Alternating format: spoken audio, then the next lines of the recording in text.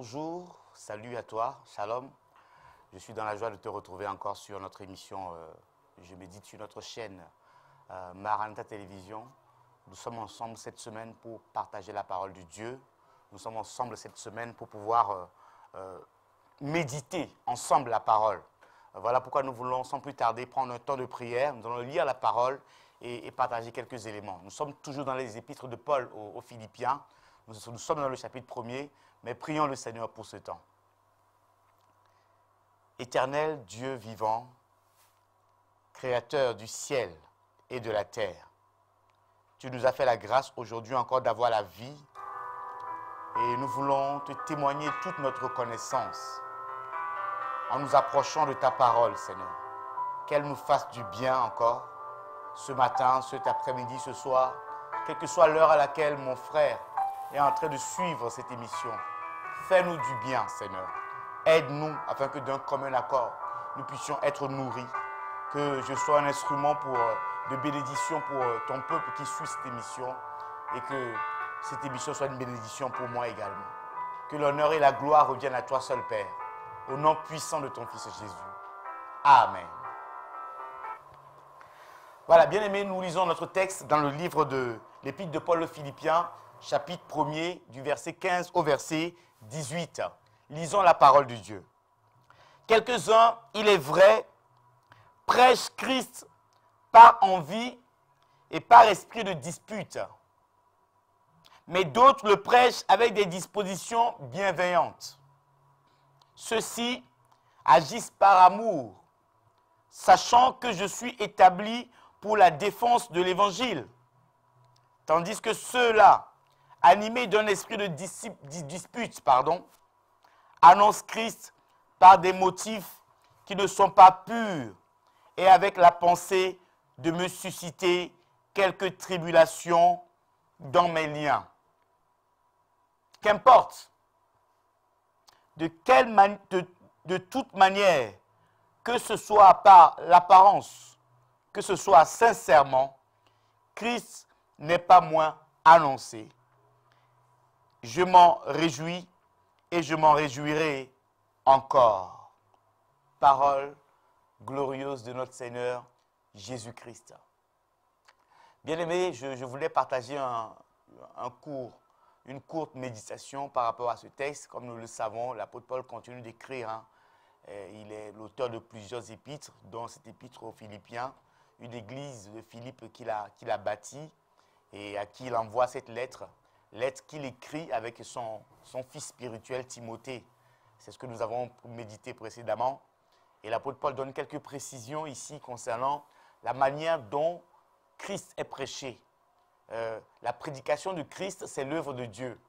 Par transposition, on peut dire la manière dont nous servons le Seigneur.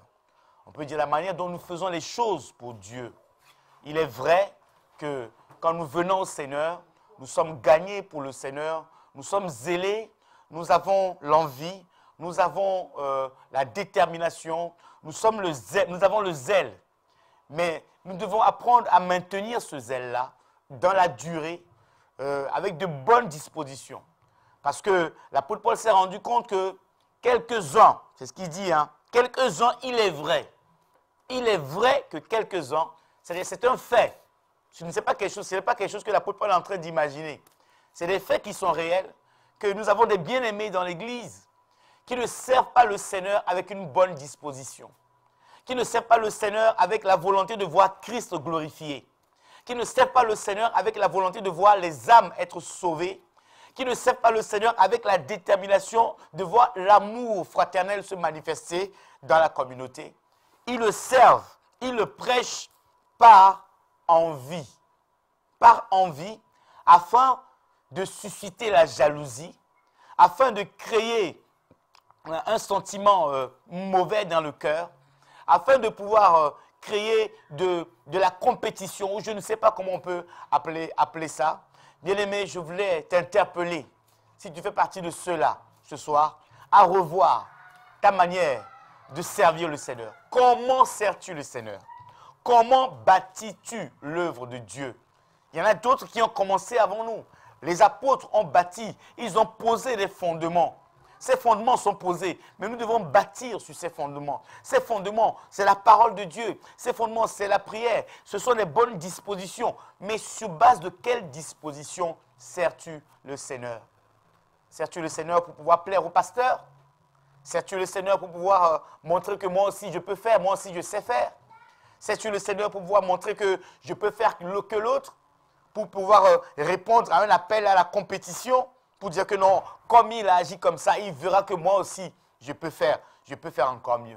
Et même des églises aujourd'hui, suite à des divisions, des églises ne sont plus bâties sur l'amour fraternel, sur une vision que Dieu a donnée. Les églises sont bâties pour montrer à l'autre église que non, chez nous c'est mieux, nous pouvons mieux faire, le Saint-Esprit est chez nous, Dieu est chez nous. Non, Dieu n'est chez nulle part. Dieu n'est de la partie de personne. Dieu est de sa propre partie. Je me rappelle de ce verset dans Josué chapitre 5, quand Josué a vu le chef de l'armée de l'Éternel qui s'est pointé près de Jéricho lors de la bataille de Jéricho. Josué s'est couru vers lui et s'est prosterné. Josué a demandé à ce monsieur, es-tu des nôtres ou de nos ennemis? Il a dit non, je ne suis ni de votre côté, le peuple d'Israël, je suis ni du côté de votre ennemi, mais je suis le chef de l'armée de l'Éternel et je viens maintenant. Ça nous montre que Dieu est toujours de son côté. Bien-aimé, Dieu est toujours de son côté. Dieu est toujours de son côté. Donc, apprenons à nous ranger du côté de Dieu. Ne faisons pas les choses par vaine gloire, par une recherche de gloriole ou de je ne sais pas quoi, non. Servons le Seigneur avec de bonnes dispositions. L'apôtre Paul le dit clairement. Après, il dit qu'importe, que tu le fasses sincèrement, ou par hypocrisie, ou par mauvais sentiment. Le plus important, c'est que le nom du Seigneur sera glorifié. Toute la gloire revient à lui parce que Dieu ne partage sa gloire avec aucune personne. Nous voulons prier suite à cette méditation, que le Seigneur puisse nous ouvrir les yeux afin que nous puissions revoir notre disposition à le servir, afin que nous puissions revoir notre manière de le servir. Est-ce par envie, est-ce par jalousie ou je ne sais pas quel sentiment? Oh Dieu notre Père, nous te prions. Nous te prions, Seigneur mon Dieu, ce soir. À la lumière de ta parole, nous reconnaissons encore une fois que la chair, le corps, les émotions veulent des fois prendre le dessus. Mais nous te faisons confiance, Seigneur. Nous ne voulons pas te servir par un esprit d'envie ou de jalousie ou de mauvaise disposition. Mais nous voulons être animés d'un esprit de bonne volonté. Un esprit de vie, l'esprit de Jésus-Christ. Nous te prions, Seigneur, cher Saint-Esprit, de nous faire grâce, de nous ouvrir les yeux de nos cœurs, afin que nous puissions comprendre réellement quelle est la gloire qui est rattachée à notre appel. Père, je prie au nom puissant de Jésus, là où l'envie, la jalousie, les mauvaises dispositions étaient en train de prendre le dessus dans le ministère, dans le service de mon frère et de ma soeur, que cela libère sa vie au nom puissant de Jésus. Fais-nous grâce, s'il te plaît, pour la seule gloire de ton nom. Nous te disons merci. Nous te rendons grâce, Seigneur mon Dieu. Reçois l'honneur qui t'est dû au nom puissant de ton Fils Jésus. Amen. Voilà, bien-aimés, soyez bénis.